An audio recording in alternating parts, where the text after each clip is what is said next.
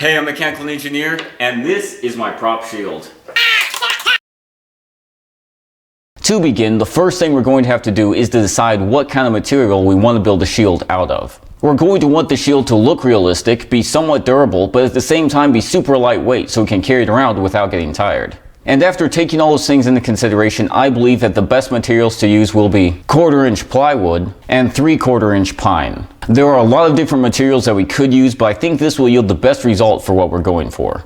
So now that we have our materials picked out, it's time to design the shield itself. This is the design that I decided upon. I think it's called a heater shield. The shield that I've drawn is 1 foot 8 inches wide, the sides are 2 feet long, and then the sides drop down an extra 7 inches to meet at a central point. But these are just the dimensions that I think will work the best. If you want to go with different dimensions or maybe a completely different shield design, that's completely okay. As long as the shield is somewhat square, all the same instructions should still apply. But as soon as you've decided upon your design, we'll go ahead and cut it out of our 1/4 inch plywood. Like this.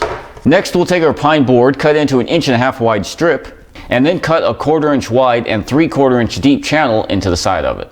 The easiest way I find to do this is with a table saw. You'll just raise the blade 3/4 of an inch high, and then cut down the middle of it. But depending on the size of your blade, you might have to make 2 passes to get the hole wide enough. This was the case for me, so what I did is I set up my blade off center, so after I passed through on one side, I just flipped over the piece and went back over on the other, and the hole was perfect. The frame is going to have to cover the whole perimeter of the shield, so make sure you cut out plenty of pieces. Now when we put on our frame, that's going to add 3/4 of an inch to each side. 3/4 of an inch really isn't that much at all, but if you have your shield at the exact size you want it to be at now, just shave off 1.5 inches off the top and 3/4 of an inch off both sides. Once all the pieces are cut out, we'll go ahead and give them and the shield a good solid sanding.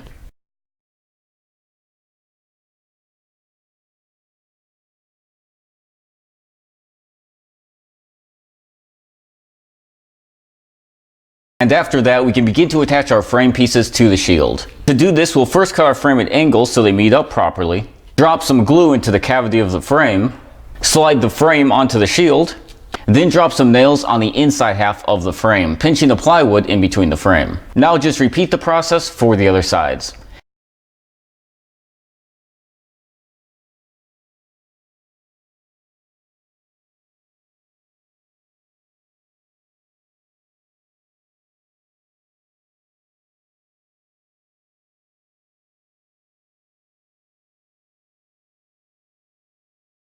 Now once again we'll sand it, only this time rounding off the corners and edges, giving it a more polished appearance. Like this. We are now at the point where we can design and glue on our own crest. For crests, I've seen some shields with a lion's face or an X across it, but for me, I'm going to go with more of a cross design, which also seems quite popular. But whatever crest design you decide upon, just make sure that you cut it out of 1/4 inch pine. That way it's the same height as the rest of the frame.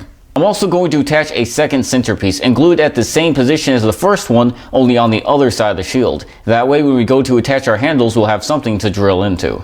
However, if you have a different design than I do, that is completely fine. Just try your best to attach a board to the back side of the shield that matches up with at least part of the design on the front. And once all your pieces are cut out, we'll once again take our wood glue and glue them in place. After we've given the glue proper time to dry, we'll take a clean rag and we'll wipe away any and all sawdust. With the sawdust gone, the shield is now ready for painting. And you can of course use any wood paint or stain or color combination that you would like, but for me, I'm going to go with a dark gray spray paint for the crest and frame of the shield, and a dark brown spray paint for the shield itself. So let's paint it.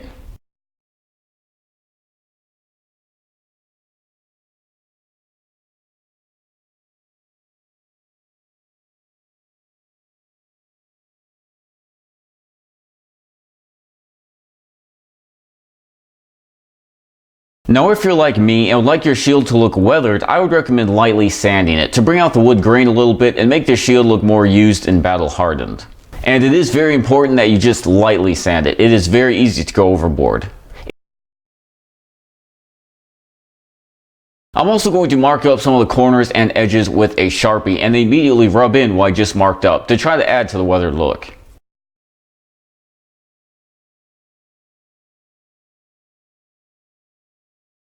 Like this. I personally think it looks pretty cool. Now with the painting and weathering done, it's finally time to attach the grips. For grips, I'm going to use a 3.5 inch storage chest handle, 2 9/16" rope loops, and 1 Velcro strap, even though it comes in a pack of 3. To mount them, we'll first flip the shield over so the backside faces up. We'll then mount our storage handle close to the side of the shield, right where you want your fist to sit at. The storage handle I bought has a stop built into it, so the handle can only go so far. But this is a good thing because it'll give us more control over the shield, so I'm going to mount it with the stop facing out. And it's best to mount it at a slight angle so it fits your hand better. Next, we'll mount the 2 rope loops on top of each other right in front of where the elbow will sit. Right here and here. We'll then slip the Velcro strip through the loops, leave 7 inches of the buckle side hanging out, and then staple the center of the strip to hold it in place.